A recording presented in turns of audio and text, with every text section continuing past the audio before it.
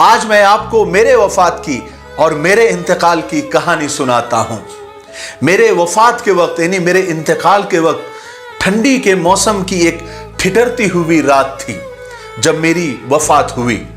उस दिन सुबह से बारिश हो रही थी। मेरी बीवी सुबह डॉक्टर के पास मुझे लेकर गई क्योंकि मेरी तबीयत बहुत ज्यादा खराब हो रही थी। डॉक्टर ने मुझे चेक किया और कुछ दवाइयाँ और इंजेक्शन वगैरह चेंज कर कर मुझे दिए। मैं खामोश रहा। दोपहर तक मेरी हालत और ज्यादा बिगड़ती गई। मेरा बेटा जो अमेरिका में था वो एक कोर्स के सिलसिले में वहां गया हुआ था और छोटी बेटी और उसका मियाँ दोनों आसाम में ड्यूटी पर थे। और मुंबई वाली बेटी को मैंने फोन नहीं करने दिया क्योंकि उसका मियाँ बहुत ज्यादा बिजी और मसरूफ है और बच्चों की वजह से खुद उसका आना भी मुश्किल है। रहे मेरे दो बेटे जो बाहर मुल्क में जॉब कर रहे थे, उन्हें परेशान करने का कोई तुक नहीं बनता था। कुल मिलाकर मैं और मेरी बीवी ही घर पर थे और एक नौकर था जो शाम ढले घर चला जाता था। जब असर का वक्त हुआ तो मुझे महसूस हुआ कि कमजोरी के मारे मुझे बात करना मुश्किल हो रहा है। मैं समझ गया कि मेरा आखिरी वक्त आ गया है। मैंने फौरन अपनी पुरानी डायरी निकाली और बीवी को पास बिठाकर पैसों की तफसील बताने लगा जो मैंने लोगों से वसूल करना थे और जो लोगों को मैंने अदा करने थे। बीवी ने हालांकि हल्का सा एहतजाज किया। वो नाराज हुई और कहने लगी, ये तो आपकी पुरानी आदत है, जरा सा भी कुछ हो जाता है तो आप डायरी निकाल कर बैठ जाते हैं। मगर उसके आज के एहतजाज में और पहले के एहतजाज में वो यकीन नहीं था। फिर सूरज गुरूब हो गया। अंधेरा और सर्दी दोनों बढ़ने लगे। मेरी बीवी मेरे लिए सूप लाने के लिए किचन में गई। उसकी गैर हाजिरी में चंद मैंने उखड़ी उखड़ी सांसें ली और मेरी जिंदगी का सूरज गुरूब हो गया। मलकुल मौत ने आकर मेरी रूह को निकाल दिया और मेरा इंतकाल हो गया। मुझे हालांकि ये महसूस हो रहा था जैसे आहिस्ता आहिस्ता रूह मेरे जिस्म से निकल रही है, जान मेरे जिस्म से निकल रही है। फिर जैसे मैं हवा में तैरने लगा और जैसे ही मैं छत के करीब पहुंचा, जब मैंने देखा तो मेरी बीवी सूप लेकर आई। मैं उसको देख रहा था। उसने जब मुझे देखा तो उस पर सख्ता तारी हो गया और फिर मेरी लाश के पास बैठकर वो धाड़े मार मार कर रोने लगी। मैंने हालांकि कुछ बोलने की कोशिश की, लेकिन ये अजीब बात थी कि मैं सब कुछ देख सकता था लेकिन कुछ बोल नहीं सकता था। मेरे बोलने की ताकत नहीं थी। मेरे इंतकाल की खबर सुनकर मेरी मुंबई वाली बेटी रात के पिछले पहर ही पहुंच गई थी। आसाम से छोटी बेटी और उनके मियाँ सुबह की फ्लाइट से पहुंच गए। मेरे दो बेटे जो बाहर मुल्क में जॉब कर रहे थे, अगर वो जल्दी भी आ जाते तो कम से कम 2 से 3 दिन उन्हें लग जाते। बहरहाल दूसरे दिन असर के बाद मुझे दफना दिया गया। मैंने मेरे जनाजे में आने वालों को देखा तो मेरे जनाजे में काफी भीड़ मुझे नजर आई, जिसमें शायर, अदीब, सहाफी, सिविल सर्वेंट, मुअज्जिजीन, सियासतदान, दोस्त और दुश्मनों की भी अच्छी खासी तादाद थी। गांव से भी तकरीबन बहुत सारे लोग आ गए थे और ननियाल वाले गांव से मामूजाद भाई भी मौजूद थे जो जिंदगी भर कभी मुझे मिलने के लिए नहीं आए।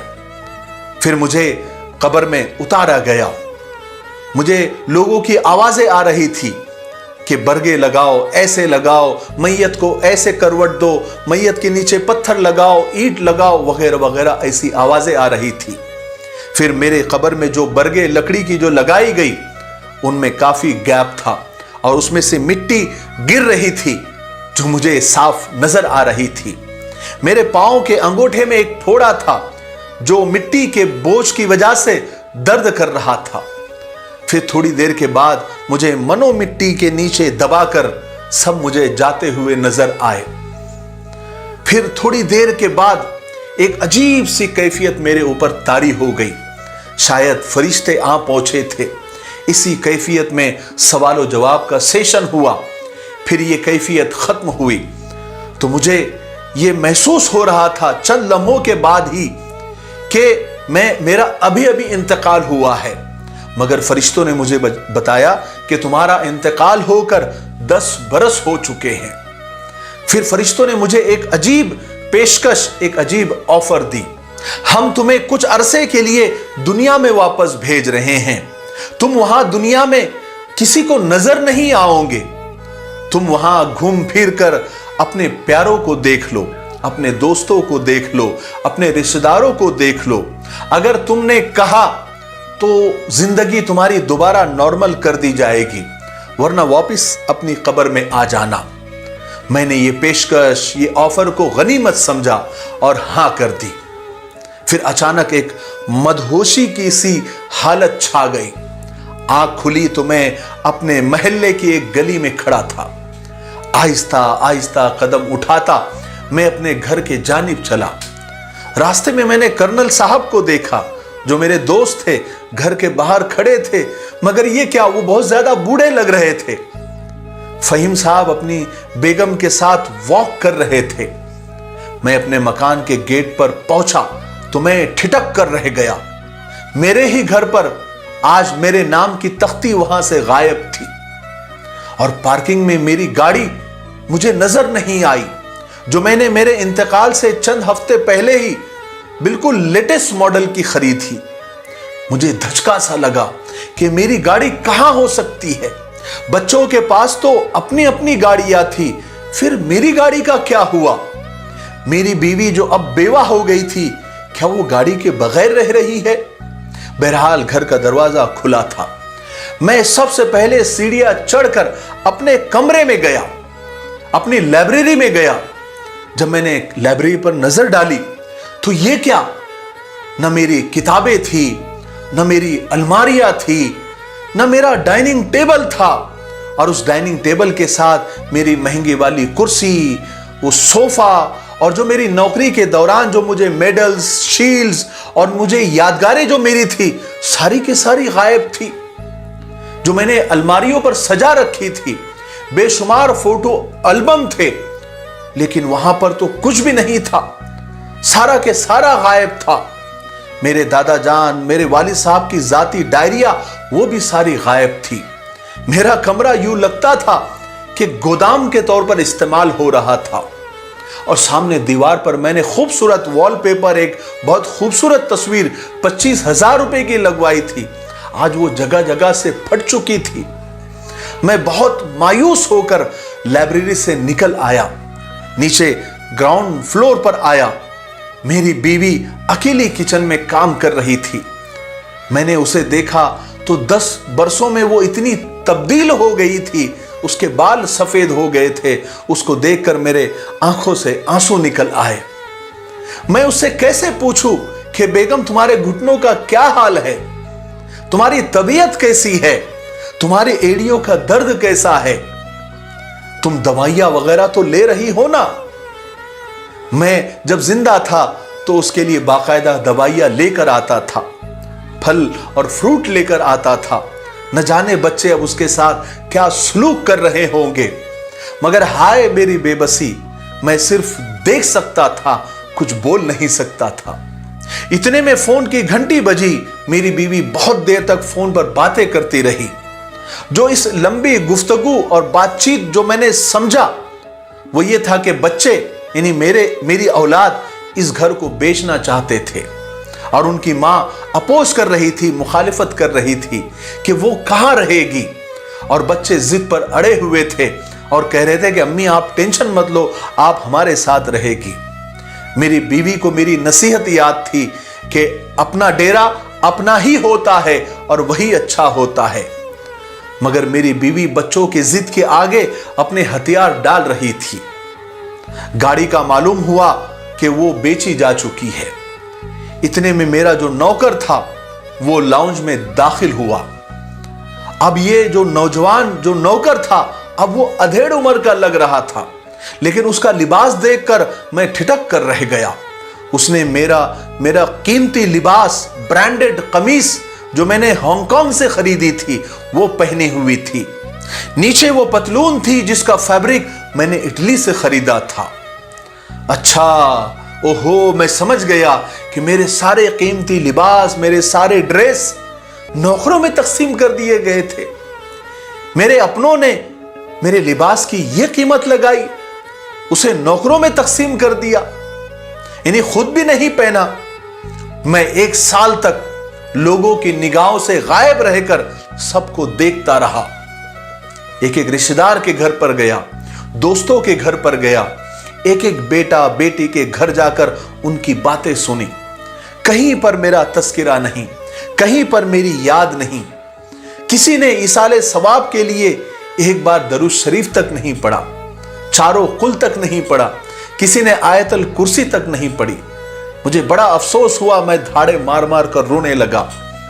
مجھے کسی کی بات یاد آئی کہ ایک ماں باپ کے لیے سب سے اچھی وراثت اس کی نیک اولاد ہوتی ہے، لیکن میں ناکام رہا، اپنی اولاد کی تربیت میں شاید ناکام رہا۔ کبھی کبھار میرا نام ابا مرحوم کر کے میرا ذکر آ جاتا تھا، وہ بھی سرسری سا۔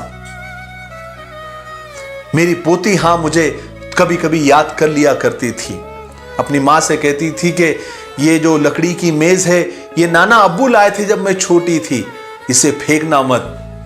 پھر میں شاعروں کے، ادیبوں کے، لوگوں کے اجتماعات میں، ان کی مجلسوں میں جانے لگا، لیکن کہیں بھی میں نے میرا ذکر نہیں سنا۔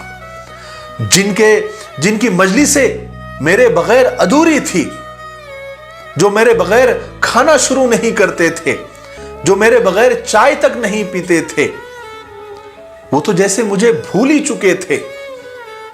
اب ان کے ملازموں نے میری کتابیں بھی الماری سے ہٹا دی تھی۔ میں بڑا مایوس، نروس، میں نے ایک چکر قبرستان کا لگایا۔ میری قبر کا بھی برا حال ہو گیا تھا، اس پر گھاس اگ گئی تھی، کتبے پر پرندوں کی بیٹوں سے وہ کتبہ اٹا ہوا تھا۔ ساتھ والوں کی قبریں بھی زیادہ بہتر نہیں تھی۔ 1 سال کے جائزے کے بعد میں اس نتیجے پر پہنچا کہ میری موت سے دنیا کو کوئی فرق نہیں پڑا تھا۔ 1 سال کے جائزے کے بعد میں اس نتیجے پر پہنچا کہ میری موت سے دنیا کو کوئی فرق نہیں پڑا تھا۔ نہ میرے رشتہ داروں کو، نہ میرے گھر والوں کو، نہ میرے بیٹے بیٹیوں کو، نہ میرے دوستوں کو، نہ میرے دشمنوں کو ذرہ برابر بھی فرق نہیں پڑا تھا۔ اپنوں کے لیے، پرایوں کے لیے میں اب تاریخ پاسٹ کا حصہ بن چکا تھا۔ جن بڑے بڑے ڈپارٹمنٹ میں میں سربراہ رہا تھا، وہاں پر اب میرے نام کے بورڈ تک ہٹ چکے تھے۔ دنیا اپنی چال اور تیزی رفتاری سے روا دوا تھی۔ کہیں بھی مجھے میری ضرورت محسوس نہیں ہوئی، نہ گھر میں نہ باہر۔ پھر تہذیبی، معاشرتی اور اقتصادی تبدیلیاں تیزی سے آ رہی تھی۔ ہوائی جہاز کی رفتار 4 گنا بڑھ گئی تھی۔ دنیا کا سارا نظام سمٹ کر ایک موبائل فون میں آ چکا تھا، اور ان نئے موبائل کا استعمال تو میں جانتا تک نہیں تھا۔ فرض کیجئے میں فرشتوں سے درخواست کر کے دوبارہ دنیا میں نارمل زندگی گزارنے آ بھی جاتا تو کہیں بھی میرا ویلکم نہیں کیا جاتا، مجھے خوش آمدید نہیں کہا جاتا۔ بچے پریشان ہو جاتے کیونکہ ان کے زندگی کے اپنے منصوبے، اپنے پروگرام، اپنے پلان تھے جن میں میرے لیے کوئی گنجائش باقی نہیں تھی۔ ہو سکتا تھا کہ میری بیوی بھی مجھ سے کہہ دے کہ تم کیوں واپس آئے؟ تم نے واپس آ کر میرے مسائل میں اضافہ کر دیا۔ میں اکیلے تو کہیں بھی بچوں کے پاس، کسی بھی بیٹے کے پاس رہ لیتی، اب وہ دونوں کو کہاں سنبھالتے پھریں گے؟ گھر تو بک گیا ہے۔ دوست میرے تھوڑے بہت باقی بچے تھے، وہ بھی بیمار اور چل چلاؤ کی منزل طے کر رہے تھے۔ میں اگر واپس بھی آ جاتا تو اس دنیا میں مکمل طور پر میں انفٹ ہوتا، نئے لباس میں پیوند کی طرح، نئی بستی میں پرانی قبر کی طرح۔ آخر میں نے فرشتوں سے رابطہ کیا اور اپنی آخری خواہش بتا دی کہ میں اپنی قبر میں واپس جانا چاہتا ہوں۔ فرشتہ مسکرایا، اس نے ایک بات کہی جو بہت مختصر اور جامع تھی۔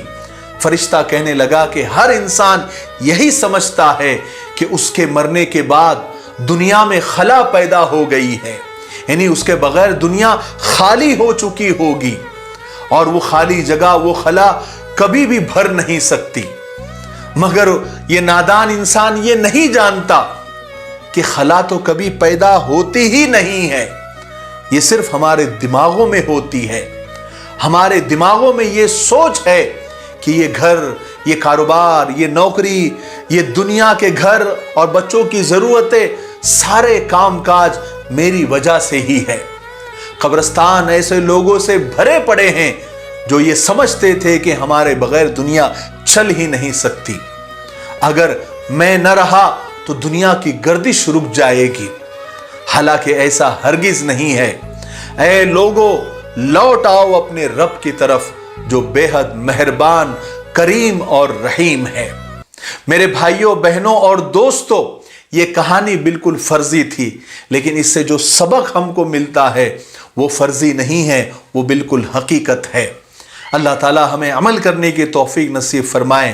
جاتے جاتے میں آپ کو کہنا چاہوں گا کہ چونکہ رمضان گزر چکے ہیں اور الحمدللہ مدرسے کھل رہے ہیں، مسجدوں میں انجمن عربی اور مکاتب شروع ہو رہے ہیں، تو ہماری یہ جو کتاب روضۃ الاطفال ہے، یہ مکاتب کے لیے، ابتدائی تعلیم کے لیے، گھر کے لیے، بچوں کے لیے اور عورتوں کے لیے، مردوں کے لیے، سب کے لیے بہت مفید ہے۔